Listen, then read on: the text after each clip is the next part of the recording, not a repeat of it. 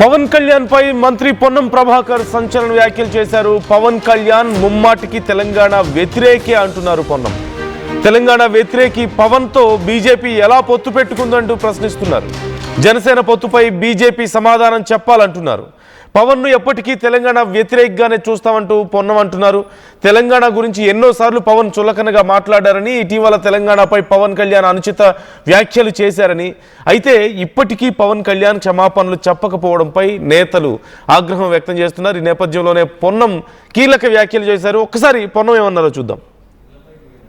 Federal సిస్టంలో ప్రజాస్వామిక భారతదేశంలో ఎవరు ఎక్కడికైనా పోవచ్చు, ఎవరెక్కడైనా కూడా రాజకీయాల్లో ఉండొచ్చు. కానీ ఆ ప్రాంత ప్రజలను అవమానపరుస్తూ ఆ ప్రాంత ప్రజల యొక్క ఆకాంక్షకు వ్యతిరేకంగా పోరాడి తెలంగాణ పట్ల పూర్తిగా చులకన భావంతో మాట్లాడి తెలంగాణ వేర్పాటువాదంగా చూపెట్టినటువంటి పవన్ కళ్యాణ్ గారు కోనసీమలో కొబ్బరి చెట్లు ఓడిపోతే తెలంగాణ వాళ్ళ కళ్ళ దృష్టితో ఓడిపోయినటువంటి పవన్ కళ్యాణ్ గారు తెలంగాణలో అభ్యర్థులు పెడుతూ భారతీయ జనతా పార్టీ తోటి పొత్తుగా ఎన్నికల ప్రచారం కొనసాగిస్తాడంటే ఇది పూర్తిగా తెలంగాణ ప్రజలను అవమానపరచడమే. తెలంగాణ ప్రజలను కళ్ళు అంత దృష్టితోటి కోనసీమ కొబ్బరి చెట్లు ఎండిపోయినాయని మాట్లాడిన వ్యక్తి, అటువంటి వ్యక్తితోటి భారతీయ జనతా పార్టీ ఏ విధంగా పొత్తు పెట్టుకుంటుందో చెప్పాల్సిన అవసరం ఉంది. ఎన్నికల్లో ఓట్లు అడిగే ముందు భారతీయ జనతా పార్టీ తెలంగాణకు సంబంధించి గత 2 సంవత్సరాలుగా బడ్జెట్లో ₹1 నిధులు పెట్టిన అంశం మీద కూడా జవాబు చెప్పాల్సిన అవసరం ఉంది. ఇలా ఏం మాట్లాడకుండా మీరు తెలంగాణ వ్యతిరేకులుగా తెలంగాణ విభజనను ప్రధానమంత్రి స్వయంగా పార్లమెంటులో విమర్శించినటువంటి సందర్భంలో ఈరోజు మీరు మరి జనసేనతో తెలంగాణ వ్యతిరేక పార్టీతోటి పొత్తు పెట్టుకుంటే తెలంగాణ ఉద్యమకారులు, తెలంగాణ ప్రజలు, తెలంగాణ ఆకాంక్ష పోరాడిన ఉద్యోగ సంఘాలు, కుల సంఘాలు అందరూ ఒక్కసారి భారతీయ జనతా పార్టీ వైఖరిని గమనించాలి. పవన్ కళ్యాణ్ కొండగట్టుకు రావచ్చు పోవచ్చు, దానికి ఎవరు కూడా అభ్యంతరం లేదు. కానీ మా కళ్ళతో కోనసీమ కొబ్బరి చెట్లు ఎండిపోయినాయనా లేదా తెలంగాణను వ్యతిరేకించిన అంశం పట్ల తెలంగాణ ప్రజలు ఎప్పుడైనా నిన్ను తెలంగాణ వ్యతిరేకంగానే చూస్తా ఉన్నారు. ఈరోజు ఇక్కడ ఈ ప్రాంత ప్రజలను మోసం చేసే ప్రయత్నం భారతీయ జనతా పార్టీతో కలిసి చేస్తే ఊరుకోమనే మాట తెలియదు. ఫెడరల్ సిస్టంలో గతంలో బీఆర్ఎస్ ప్రయోగించినటువంటి అస్త్రాన్నే ఇప్పుడు కాంగ్రెస్ కూడా ప్రయోగించబోతున్నట్లుగా కనపడుతుంది. గతంలో ఎలాగైతే చంద్రబాబు తెలంగాణలో ప్రచారానికి వచ్చిన సమయంలో, అప్పుడు ఎన్నికల్లో అటు కాంగ్రెస్తో వస్తున్న సమయంలో బీఆర్ఎస్ ఎలాగైతే అప్పుడు ఆంధ్ర పార్టీలు, ఆంధ్ర పాలకులు అంటూ ఒక అస్త్రాన్ని ప్రయోగించిందో అది అప్పుడు సక్సెస్ అయింది. సో ఇప్పుడు కాంగ్రెస్ కూడా అదే అస్త్రాన్ని బీజేపీ మీద ప్రయోగించబోతున్నట్లుగా కనపడుతుంది తెలంగాణ కాంగ్రెస్.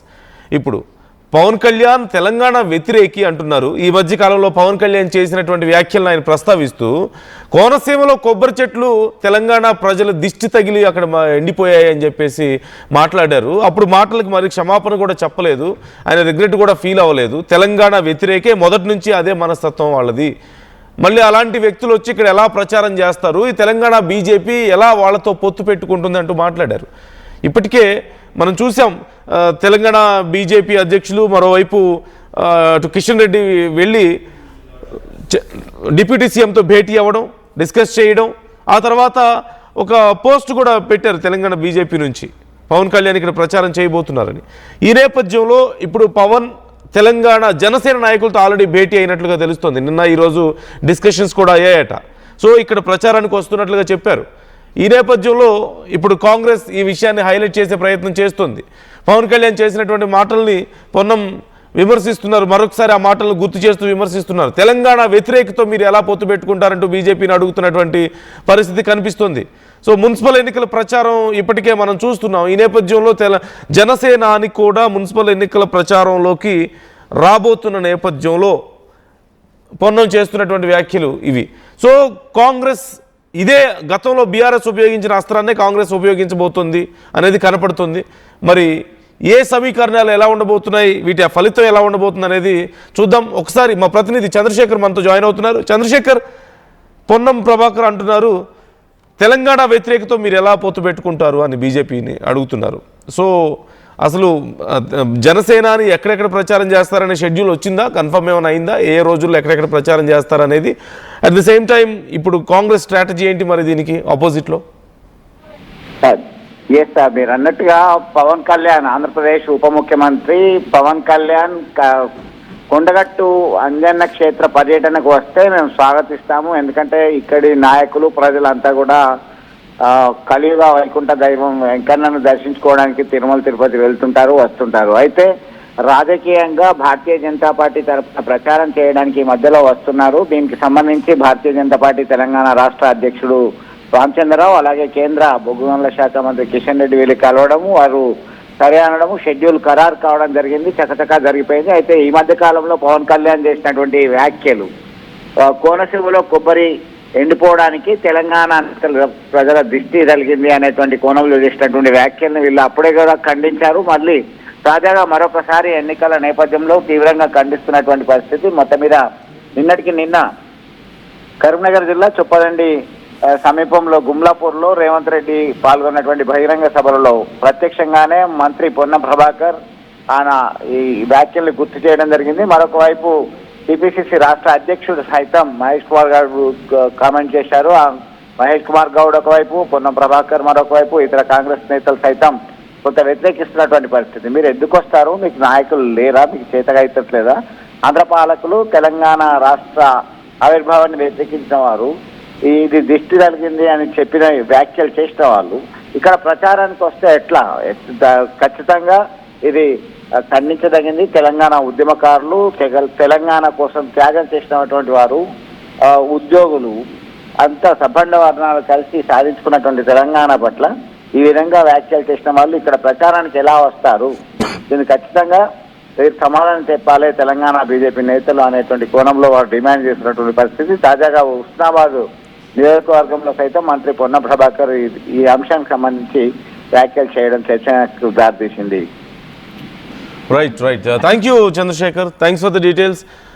ఇప్పటికే కాంగ్రెస్ కౌంటర్ మొదలుపెట్టినట్లుగా కనపడుతుంది. బీజేపీ జనసేన ఎత్తుకి పై ఎత్తు వేసే ఆలోచనలో కనపడుతుంది. ఈ నేపథ్యంలోనే పొన్నం కామెంట్స్ మనం చూస్తున్నాం.